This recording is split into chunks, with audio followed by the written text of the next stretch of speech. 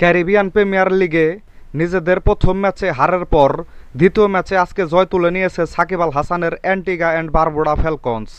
ম্যাচে তারা 6 উইকেটের বড় ব্যবধানে হারিয়েছে বারবাডোস রয়্যালসকে। প্রথমে ব্যাট করতে নেমে কুইন্টন ডি ককের 57 রান ও রবম্যান পাওয়েলের ঝড়ো 51 রানের উপরে ভর করে 6 উইকেট হারিয়ে 151 রান করতে সমর্থ হয় বারবাডোস।